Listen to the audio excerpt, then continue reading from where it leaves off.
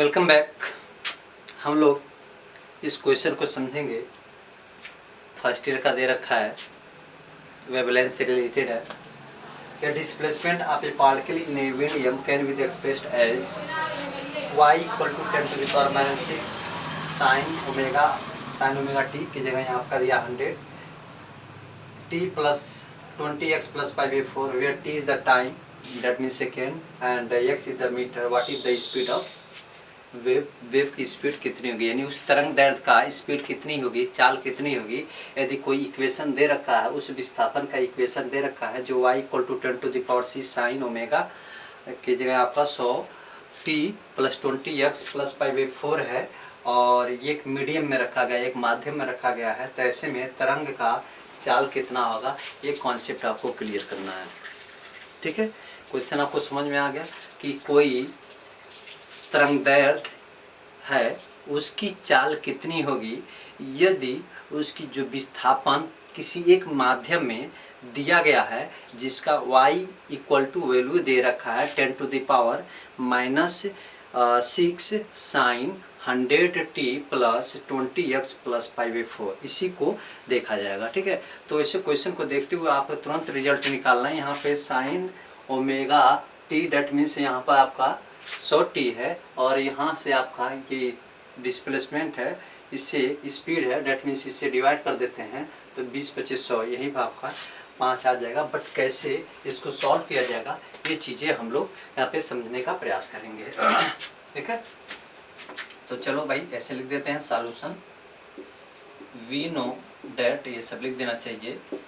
We know date equation जानते हैं y equal to sine omega t plus k x plus theta या phi, जो भी आप लिखना चाहें लिख सकते हैं। ठीक है, इतना हो गया इसकी वैल्यू।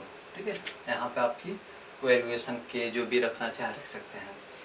तो इक्वेशन नंबर इसी को 1 यहाँ पे सपोज कर लीजिए और इसको इक्वेशन नंबर 2 आप 1 और 2 से कंपेरिजन कर लीजिए, तुलना फ्रॉम 1 एंड 2 एट कंपेरिजन, तुलना कर लीजिए। ठीक है, तो यहाँ पर देखिए ओमेगा टी इक्वल टू आपका ये इतना है। ठीक है, यहाँ पर ऐसे आप लिख सकते हैं, लिखना चाहें तो। ठीक है, ये हो जाएगा omega T equal to 100t, तो टी से टी कैंसिल क्योंकि दोनों साइड है। आप चाहे टी से इसमें ही भाग करो चाहे इसमें भाग करो, बात वही चीज़, जो मल्टीप्लाई तो डिवाइड होता ही है। ओमेगा इक्वल टू आपका 100 आपका रेडियन पर सेकेंड हो गया। पर सेकेंड ऊपर जाएगा तो ऐसे नोट्स में भी लिख सकते हैं आप। ठीक है, एस पर सेकेंड, एस से सेकेंड हो जाएगा, ये हो गया। ठीक है, इक्वेशन नंबर 3। और यहाँ से आप के एक्स यहाँ पर y की वैल्यूएशन डिस्प्लेसमेंट पूछ रहा है, तो यहाँ पर आपका देखिए 20x इक्वल टू के एक्स, 20x इक्वल टू आपका के एक्स, तो एक्स कैंसिल, डेट मीन्स के इक्वल टू इसको धर लीजिए, इसको धर लीजिए, उससे कोई इफेक्ट पड़ेगा नहीं। ठीक है, तो यहाँ पर जाएगा आपका मीटर पर सेकेंड, इक्वेशन नंबर 4। ये कॉन्सेप्ट रहा।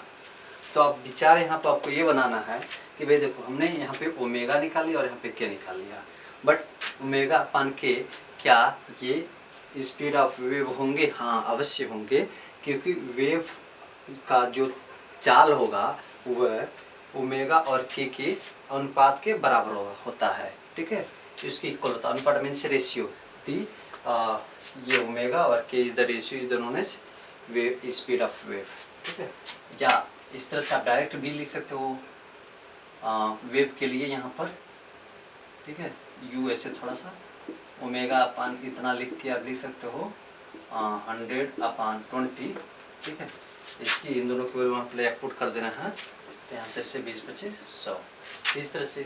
या इसी कॉन्सेप्ट को आप आगे बढ़ाते हुए जो है आप इस तरह से u इक्वल टू आप यहाँ पे लेमडा भी लेमडा लिख सकते हैं, भी लेमडा लिखते ये इसकी वैल्यू होता। ठीक है, ये स्टैंडर्ड इक्वेशन भी होता है, लेकिन इसको आप थोड़ा सा टेक्निकल के रूप में लिखना चाहें तो कैसे लिख सकते हैं, ये चीज़ें आपको ध्यान देनी बातें होंगी। यदि आप सोचो कि इसमें हम 2 पाई से मल्टीप्लाई कर दें, ठीक है, और 2 पाई से डिवाइड कर दें, और अपान ये लेमडा ऐसे लिखना। तो ये चीज़ वही होगा ना, 2 पाई से 2 पाई कटा 1 बचेगा, 1/2/3 जब 3 अपान होता था इसे ऊपर चला जाता है। जैसे देखिए 1/2/3 और ये बताया जाए कि ये इसके अपान है, ये दोनों इसके अपान है, तो इसको आप ऐसे लिखते हो 1/1 और यहाँ पे 3/2। ठीक है, 3/2 का सेंस क्या आ जाएगा, ये ऊपर चला जाता है, तो देयर आर कॉन्सेप्ट वही हो जाएगा। ठीक है, तो 2 पाई और यहाँ पे b है तो b लिख दीजिए। तो अब ऐसे में इसको हम क्या लिख सकते हैं, u, इसको लिख सकते हैं हम ओमेगा, इतने पूरे भाग को हम इतना ओमेगा लिख सकते हैं। इसको लिखते हैं 2 पाई बाई लेमडा को हम के लिख सकते हैं। तो वही चीज़ होगा ना कॉन्सेप्ट पे। तो इसको इस तरह से भी आप सॉल्व कर सकते हैं। u इक्वल टू आपका this the value 100 and it is the 20, they are cancel, that means 5।